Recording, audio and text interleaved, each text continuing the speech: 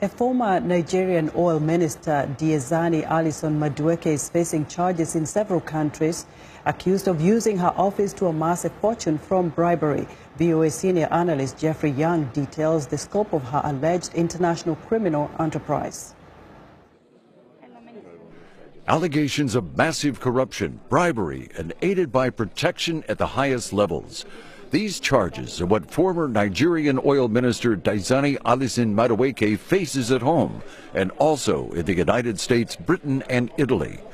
Officials say her pile of purported corruption-connected cash and properties could total close to $1 billion US. As oil minister from 2010 to 2015 during the term of Nigerian President Goodluck Jonathan, Alison-Madueke allegedly granted huge oil contracts to people who repaid the favors with cash and palatial properties in luxurious neighborhoods in Lagos, London, and New York City. Recently, Nigerian authorities seized properties of hers in Lagos said to be worth some $37.5 million.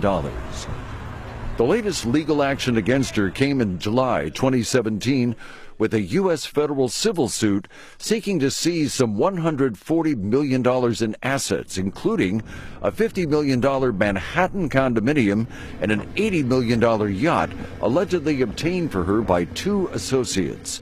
This after Britain arrested her in October 2015 on criminal money laundering charges connected to the purchase of at least 4 multi-million-dollar luxury flats in London.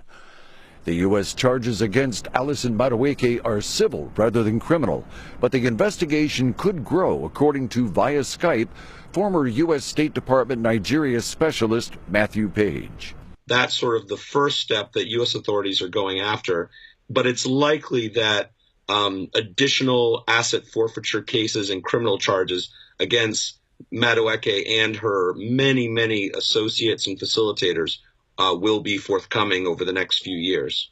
In 2015, President Muhammadu Buhari ended a system that allowed Alison-Madueke and other government officials to deposit ministry funds into commercial banks rather than the central bank.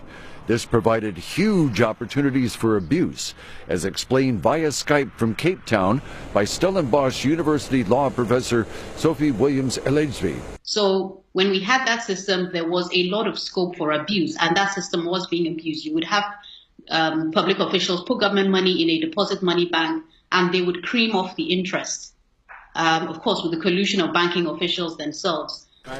A major investigation involving Alison-Madueke is also underway in Italy with an oil company called Eni and Shell.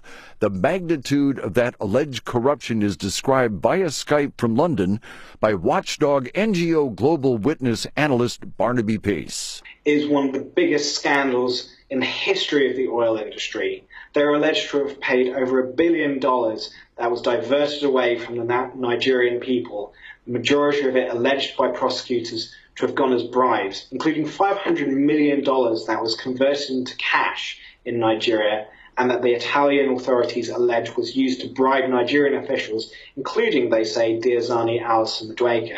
Muhammadu Buhari's successful 2015 Nigerian presidential bid was built in large part on his pledge to fight government corruption.